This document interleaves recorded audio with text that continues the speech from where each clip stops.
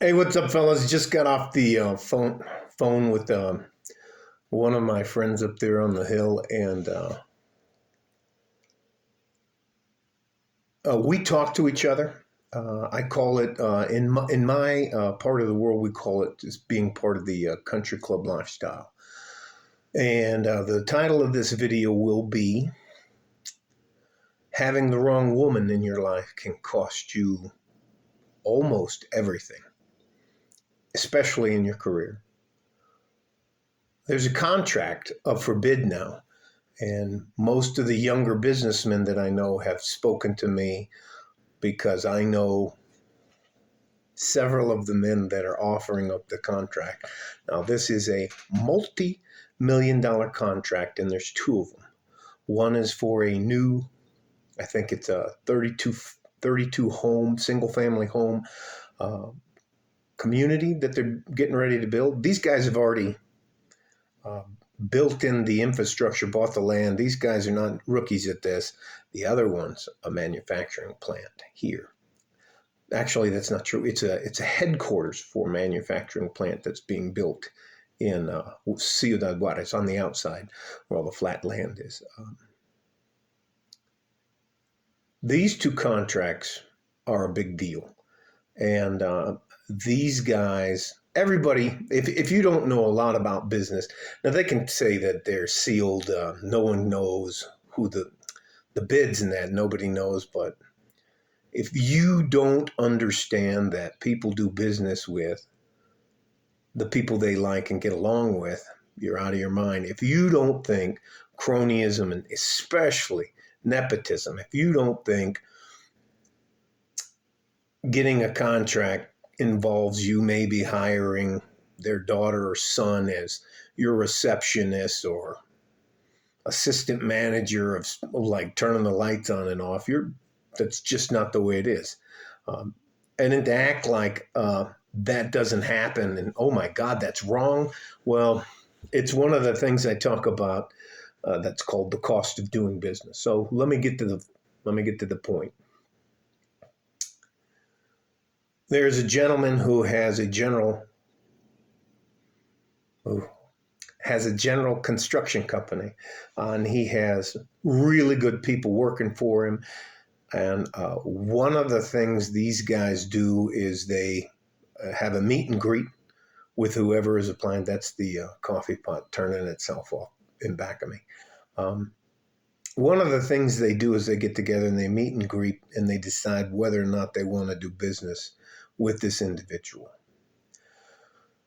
Now, this guy is in his 40s and he's doing okay, but he has a giant anchor hung around his neck in the name of his wife and his two children. His wife has what we call the RBF.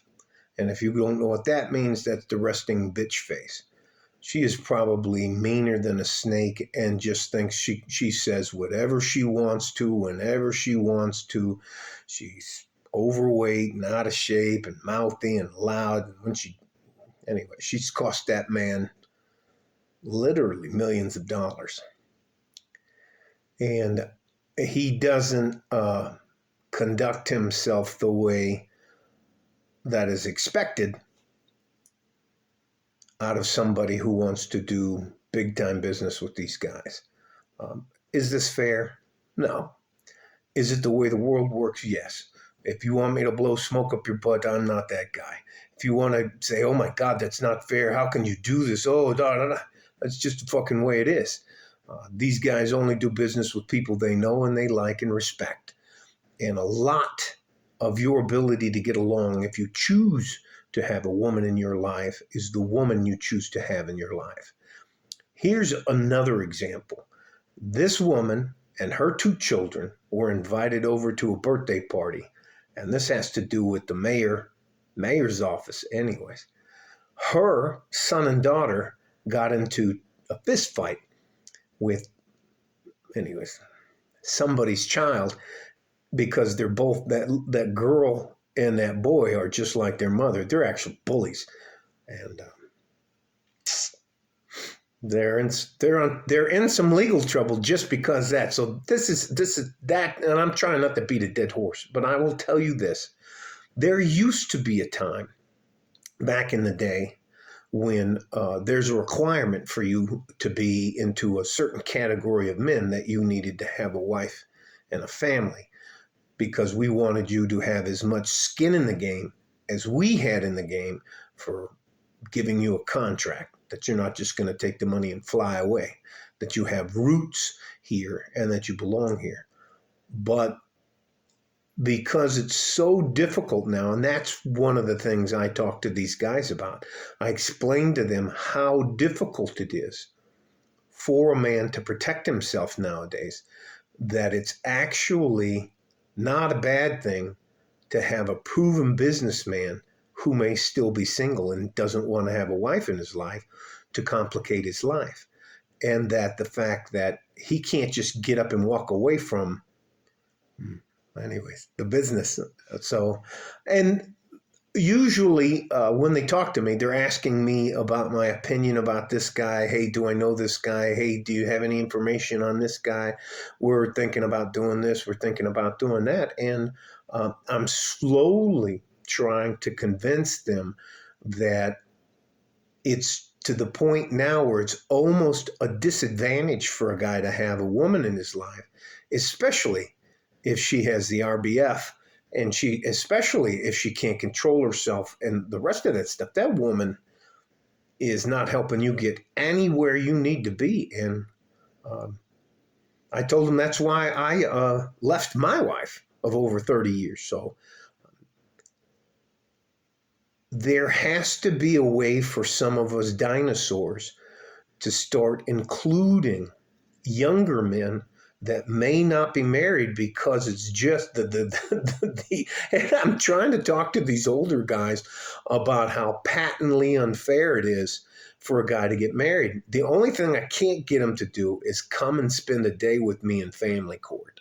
Because, I'm not doing that shit. That's bullshit. Da, da, da, da. I'm not going down there. So I think that would just absolutely gobsmack them into reality about the situations that good young men are going through. So anyways, I'm out there advocating for you guys that don't have wives and are trying to move up. And these contracts are at least 7-figure contracts. So, well, some of them are, they're all 7. Well, they're 7.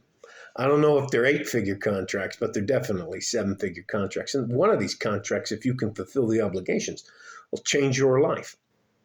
There's guys out there who have good, honest construction companies. There's good, honest mechanics out there. And I have a list of them, and I tell them all about it. I tell these guys all the time, you would not believe how important it is to have a good contractor, to have a good mechanic, to have a good carpenter, to have a good electrician, to have a good plumber, to have a good concrete guy, to have somebody that's just honest and willing to do the work. And you know what? There's no unrealistic expectations on the side of anymore on the side of the men that want to get things done. You have to pay. If you want good help and good services, you have to pay for the best. And they understand that. It's just that, well, some of the old ways are dying off. And I'm doing whatever I can to help the young guys out that don't have a wife. Now, it doesn't matter if you have a girlfriend. But if you show up to one of these events that you're invited to, and you show up with the 304 on your arm, and it says too much about your judgment. It says about your ability to decide what's important. That affects your ability to move up in the world. It is what it is, and I'm not doing this to be mean or gruff or an asshole to people, but if you do not believe that the women you choose to have in your life can affect you in a negative fashion, especially in the business world, you're very wrong, all right? And there are some of us out here who are advocating for you single guys with companies. Now, these guys need everything from telecommunications to HR, human resources. It means they need people. They need, and anyways, let me just shut the fuck up. So, love you guys. Stay safe and healthy. Take care of each other if you can, and if you can't, you have to take care of yourselves. I'll title this something about why having a bad woman in your life can really screw up your. Anyways, you guys figure it out. I'll figure out something intelligent to put for the title. But there are a few of us out there who are advocating for you. And I'm trying desperately to tell these older guys with all of these fucking bags of money about what the MGTOW and the Red Pill and why you chose the Red Pill and why the MGTOW Society. And that you're not a bad risk. All right? Like a fart in a G-string from West Texas, El Paso. I'm out of here. Bye-bye.